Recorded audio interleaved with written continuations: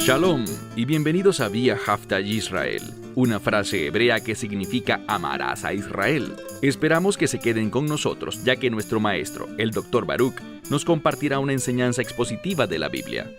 El Dr. Baruch es profesor titular del Instituto Zera Abraham, con sede en Israel. Aunque todos los cursos en el instituto se imparten en hebreo, el Dr. Baruch se complace en compartir esta enseñanza en inglés con doblaje al español. Para más información, visítenos en amarasaisrael.org o descargue nuestra aplicación móvil Mi Estudio Bíblico. Aquí está Baruch y la lección de hoy. Tengo un asunto de máxima importancia que compartir con ustedes, y se trata del hecho de que todo el mundo, y no exagero con esto, nadie quedará excluido en cuanto a nuestro tema de hoy, sin importar cuál sea tu procedencia, qué idioma hables, a qué raza o grupo étnico pertenezcas. Esto, con toda seguridad, te impactará. ¿A qué me refiero? A lo que la Biblia llama el día del juicio. La Escritura deja bien claro que es necesario que todo el mundo se presente delante de Dios, y Dios hará su juicio frente a cada persona. Y el tema de este juicio es simplemente uno: ¿dónde pasarás la eternidad? ¿Qué tipo de eternidad experimentarás? Y el veredicto posible en este juicio es uno de dos: o bien pasarás la eternidad en el reino de Dios, con la presencia de Dios contigo todo el tiempo, y las bendiciones de Dios siendo receptor de sus promesas, o si rechazas ese evangelio, si le dices que no a lo que el Mesías Yeshua, Jesucristo, hizo por ti en la cruz, entonces pasarás la eternidad en tinieblas, donde habrá llanto, donde habrá tormento, y eso jamás cambiará. Te encontrarás en un lugar que, a fin de cuentas, conocemos como el lago que arde con fuego y azufre. Es un lugar lleno de miedo, angustia y dolor, por siempre y para siempre. Dios no quiere que nadie vaya para allá, por lo cual ha provisto un camino. ¿Oíste bien? Un camino, y solo un camino, para evitar ese destino. Y si cualquier persona busca sinceramente a Dios, la palabra de Dios promete que Dios le dará a conocer a esta persona su plan de salvación, esta manera para ser reconciliado con Dios por la eternidad. Pero el problema es el siguiente: demasiadas personas se mantienen al margen del tema en el que el Mesías se enfocará durante la lección de hoy, y me refiero a la convicción, lo cual trata de comprender que tú, por tus propios medios, eres culpable, y por tus propias obras, pensamientos y acciones, jamás encontrarás la justificación. ¿Qué es eso? Jamás serás hecho aceptable para Dios. Ser hecho aceptable ante Dios, ser justificado o declarado justo por Él, solamente se produce por la fe. Eso es lo que Dios revela en la Torá, y el ejemplo perfecto de esto es un hombre llamado Abraham. Porque la Biblia dice en Génesis 15:6 que Abraham creyó en Dios y Dios se lo contó como justicia, porque por fe han sido salvos y no por obras, sino como un regalo de Dios. Toma tu Biblia, pues hoy empezaremos un nuevo capítulo. Estamos estudiando Lucas y nuestro nuevo capítulo es el capítulo 12. Así que si puedes, toma tu Biblia y ve allí conmigo, y sigue la lectura mientras estudiamos juntos la palabra de Dios. El Mesías venía hablando de un par de cosas en la última lección, y ahora nos hablará de lo que debería ser la prioridad en nuestra vida. Ve conmigo al Evangelio de Lucas, capítulo 12, verso 1. Dice: En estos Y la implicación es, en estos tiempos, una miríada de personas, la palabra miríada es una palabra ya en desuso, que se refiere a una gran cantidad, decenas de millares. Por tanto, vemos aquí a esta multitud impresionantemente grande que se había congregado. Y dice aquí que se reunió de tal forma que se atropellaban unos a otros. Y era por causa de Yeshua, de nuestro Señor y Salvador, el Mesías. Su presencia allí atrajo a toda esa gente. Recuerden lo que hablamos la semana pasada. Leímos de una vez en la que él expresó palabras muy duras en cuanto a los líderes religiosos, y no les quepa duda que a ninguno de ellos les gustó lo que dijo el Mesías. Pero ahora vemos a una multitud grande, numerosa, que viene a él, y leemos aquí que él empezó a hacer algo. Leemos que él empezó a hablarle a sus discípulos. Y noten la siguiente palabra. Es simplemente la palabra primero. ¿Qué significa eso para nosotros en este contexto? Él nos está enseñando sobre lo que debería ser nuestra prioridad. Todos nosotros vivimos la vida organizando todo de acuerdo a un orden de preferencias. Y lo importante de este pasaje es lo siguiente. El Mesías nos está enseñando sobre lo que debería ser la prioridad en nuestros pensamientos, lo que debemos poner de primero en nuestra mente. Y ese pensamiento es, ¿qué me sucederá al morir? ¿Y a quién debo temer? ¿Quién debería causarme preocupación? Leamos. Él empezó a hablar con sus discípulos primero y noten lo que dijo. Tengan ustedes cuidado. Este es un término que literalmente significa aferrarse a algo. Es un término cuya implicación es no hagan cambios. Lo que han aprendido, y la implicación es lo que la palabra de Dios revela, no lo cambien. Aférrense a ello. Comprométanse con estas cosas. Usualmente esta palabra, y no creo que haya una excepción aquí, usualmente esta palabra se utiliza hablando con los discípulos del Mesías, seguidores de Yeshua, y el contexto generalmente tiene que ver con los últimos días. Así que una vez más, al final del verso 1, tengan ustedes cuidado de la levadura de los fariseos.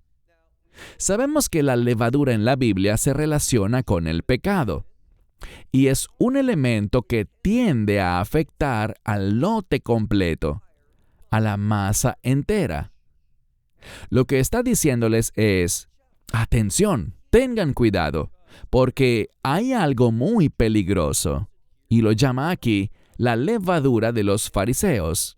Y luego les explica de qué se trata, la cual es la hipocresía. No sean hipócritas. No digan, yo creo esto, pero tu vida, tus acciones y palabras no lo refleja. Lo que Él desea de nosotros es que tengamos consistencia espiritual en nuestra vida. Y esa consistencia espiritual debe mostrar un acuerdo entre lo que dices, cómo piensas, lo que haces y las instrucciones de la palabra de Dios. Debe haber un acuerdo entre las palabras de Dios, sus instrucciones y mandamientos, y lo que nosotros hacemos en nuestra vida y cómo priorizamos las cosas. Luego dice, pasando al verso 2, pero nada que esté oculto no habrá de ser revelado. Esto nos dice que en el día del juicio, y el contexto nos demostrará esto en unos minutos, en el día del juicio se producirá una revelación de todo lo que esté escondido. Y existe un sinfín de cosas que todos nosotros, seamos honestos, hay innumerables cosas que hemos dicho y hecho que no queremos que se den a conocer. Pero el día del juicio vendrá y todo, este es el contexto, todo será hecho público. Todo, como dice aquí, será revelado. Por tanto, como no podemos cambiar el pasado, puedes pedir perdón, puedes ponerlo bajo la sangre del Mesías, pero sí podemos hacer un cambio ahora, y es que ya no vivamos de una manera que nos traiga pena y vergüenza. Él nos dice en cuanto al día del juicio, que no hay nada que esté oculto, que no será revelado, ni nada que esté encubierto, que no haya de darse a conocer.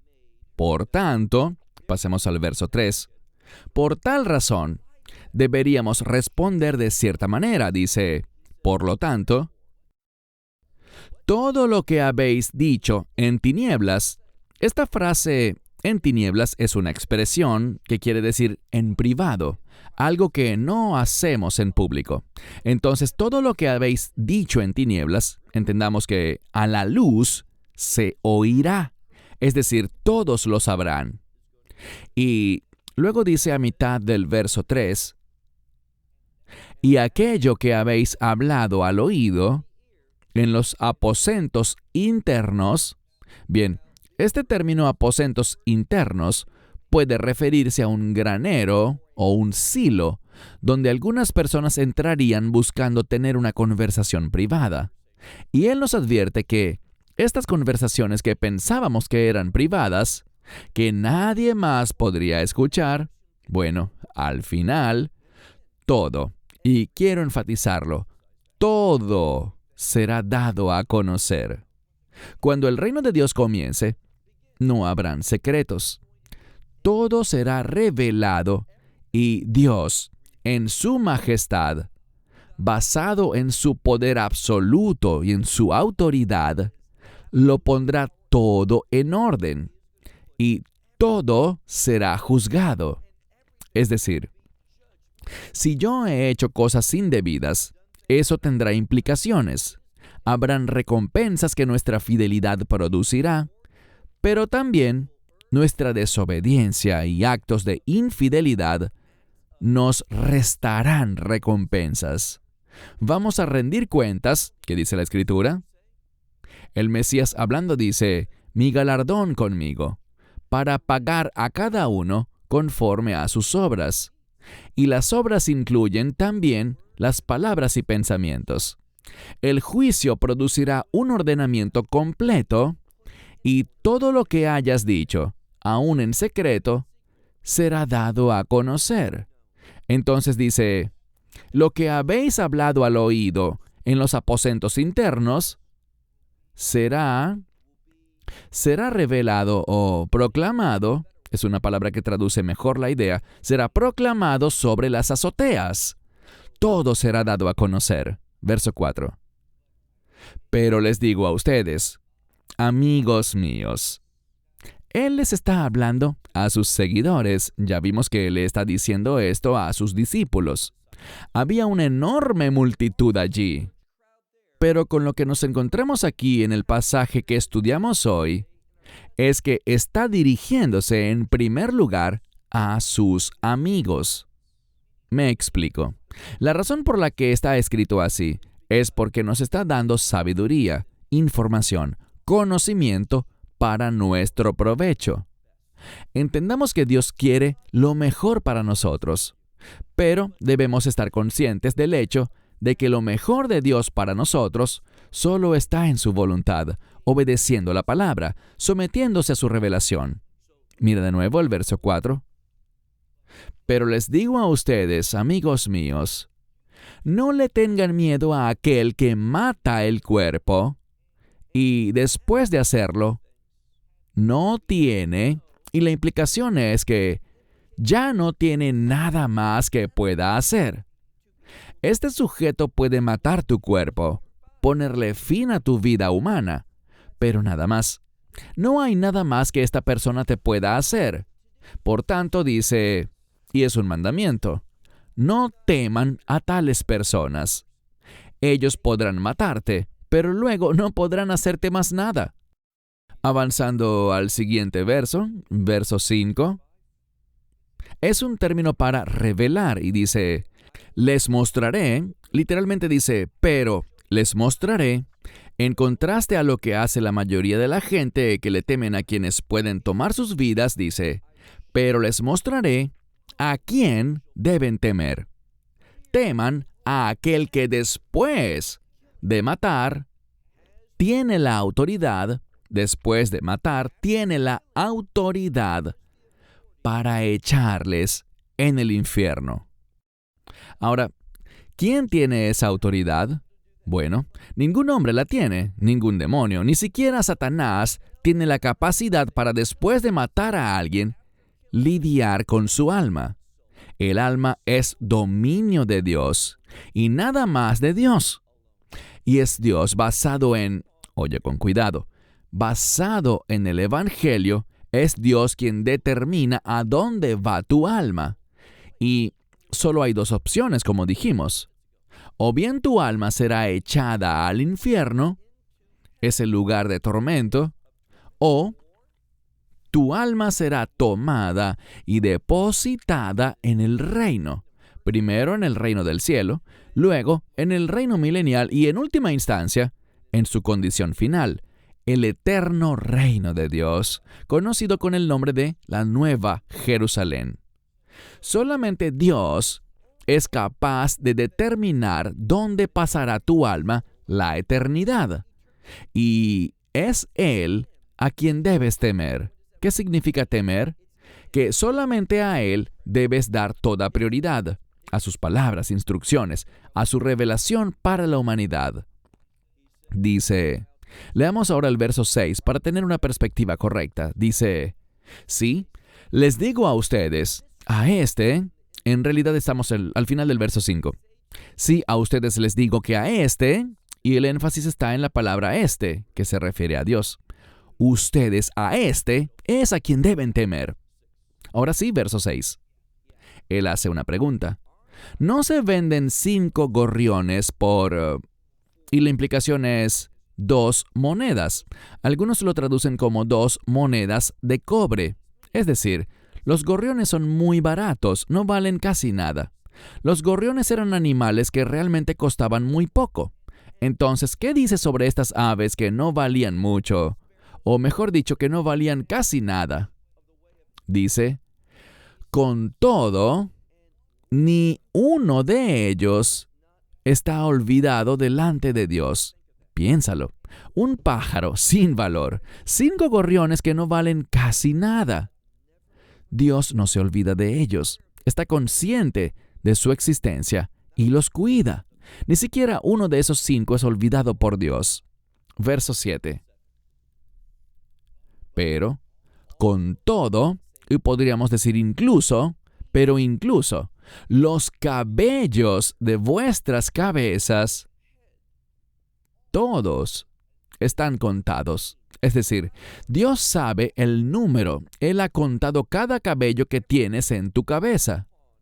Bien, los científicos dicen que perdemos aproximadamente de 200 a 500 cabellos cada día. Obviamente yo pierdo un poco más que eso, pero lo importante es que, aún a ese nivel de detalle, Dios nos conoce. Nada se escapa del conocimiento de Dios. Leemos aquí. También los cabellos de vuestra cabeza, todos están contados. Por tanto, no teman, es decir, no tengan miedo, porque, dice, ustedes valen más que los gorriones. Ustedes tienen más valor que las aves. Es lo que Él nos promete. Verso 8. Pero les digo a ustedes, ahora nos dirá cómo podemos asegurar la eternidad. E insisto, esta debería ser tu mayor preocupación, porque esta vida, en este cuerpo, llegará a su fin. Quizás más pronto de lo que piensas. Con frecuencia, la muerte a las personas no es inusual que la muerte pueda llegarnos sin avisar, sin que estemos preparados, lo cual es algo trágico. Muchos no están preparados financieramente para la muerte, otros en su relación con sus seres queridos, pero lo peor sería no estar preparados espiritualmente, lo cual será enfatizado en este pasaje. Por tanto, dice, mira el verso 8. Pero les digo a ustedes, Todo aquel que me confesare delante de los hombres, también el Hijo del Hombre lo confesará a él delante de los ángeles de Dios. Esta es una promesa. Si confesamos a Yeshua, a Jesús de Nazaret, y la implicación es confesar que Él es Señor, que Él es Dios, que Él es el Salvador, que ponemos nuestra fe en Él y reconocemos nuestro pecado, aceptando lo que Él hizo sobre la cruz el día de la Pascua, cuando entregó su vida y derramó su sangre para redimirnos eternamente de todo pecado, toda iniquidad y toda transgresión. Si confesamos su nombre ante los hombres, o sea, si reconocemos lo que es, lo que ha hecho y lo que ha prometido, si aceptamos todo eso, ¿qué dice la Escritura? Que también el Hijo del Hombre le confesará a él delante de los ángeles de Dios. Pasemos al verso 9. Pero, nuevamente esta palabra que expresa contraste. Pero, el que me negare delante de los hombres, será negado delante de los ángeles de Dios. Así de simple. Si tú quieres el perdón de tus pecados, si tú quieres entrar después de la muerte al reino de Dios, solo existe un camino. Debes confesar el nombre de Yeshua, que en español se traduce Jesús. Debes poner tu esperanza en Él, reconociendo lo que hizo por ti, que Él murió en la cruz, derramó su sangre, y creer que no solo murió, sino que Dios el Padre le levantó de entre los muertos. Él triunfó sobre la muerte. ¿Y qué significa eso teológicamente? Que Él conquistó la victoria sobre el pecado. La muerte no pudo retenerlo. La muerte no pudo controlarlo. Él se levantó de entre los muertos, logrando la victoria sobre el pecado. Y es solo por Él, lo diré muy claro, es solo a través de Él, no hay otro camino ni hay otro nombre, solo por Yeshua puedes encontrar el perdón. Y en ese perdón, que viene por la fe en la gracia de Dios, recibirás vida eterna y, escucha bien, nada en lo absoluto podrá cambiar esa realidad. Cuando Dios da vida eterna, no hay nada en la Biblia que implique que Él la quitará de ti, porque Él hace con nosotros un nuevo pacto, que es un pacto eterno, y por lo tanto, Él promete perdonar todos nuestros pecados, olvidar para siempre nuestros pecados y otorgarnos justo eso, vida eterna. Y si es una vida eterna, la que Él nos da, esto no puede cambiar. No puedes tener vida eterna un día y perderla al día siguiente. Es para siempre. Sabemos que Dios nos ha dado esa paz interna, esa seguridad, ese consuelo. Y eso es lo que nos promete aquí. Mira de nuevo, dice: todo aquel que me confiese delante de los hombres, también el Hijo del Hombre, es decir, Él mismo, le confesará delante de los ángeles. Pero el que me negare delante de los hombres, será negado delante de los ángeles de Dios. Verso 10. Y todo, o toda palabra que se dijere, o mejor dicho, todo aquel que pronuncie palabra contra el Hijo del Hombre, le será perdonada. Bien, esto busca probarnos algo, y se trata de la gran importancia del Espíritu Santo. Sabemos que existe Dios Padre, Dios Hijo y Dios Espíritu Santo. Ahora, sabemos que Dios el Padre y Dios el Hijo son muy importantes, pero del mismo modo lo es el Espíritu Santo, el tercer miembro de la Trinidad. ¿Qué nos dice la Escritura? Y es vital que entendamos esto adecuadamente.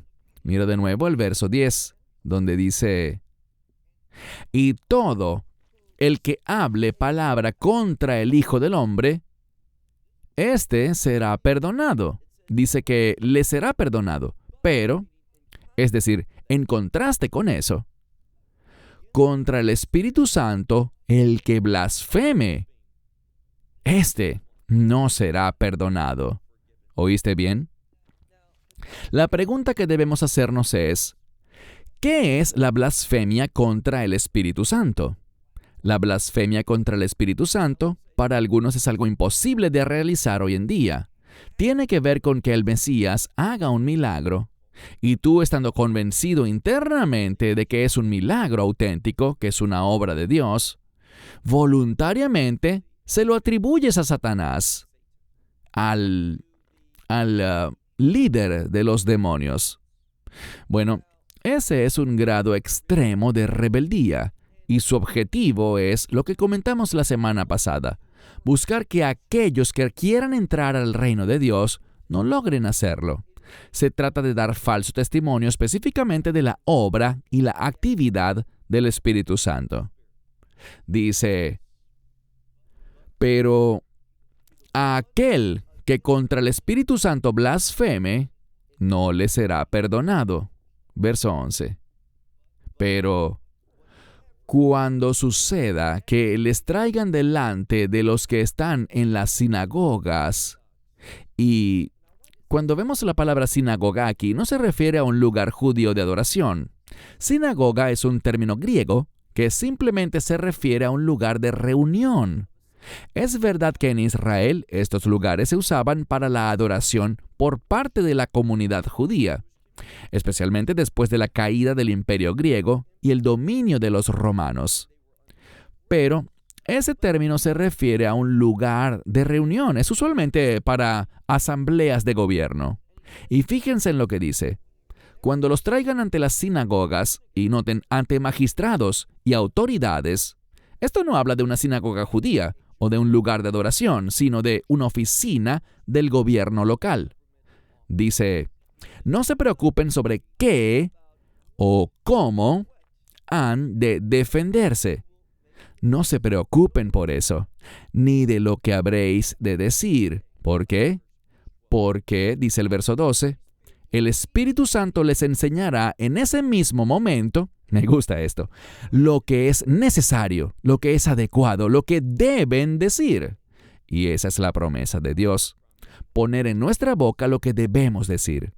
Sé fiel, confía en Dios, no te preocupes por las consecuencias que la fe puede generar, porque el Espíritu Santo nunca te dejará. Él te dirá exactamente lo que debes decir y hacer, de manera sobrenatural. Esperamos que te hayas edificado con el mensaje de hoy y lo compartas con otros. Te invitamos a seguir nuestros estudios cada semana por este canal y por el portal de YouTube de Amarás a Israel. También puedes descargar nuestra aplicación móvil gratuita, Mi Estudio Bíblico.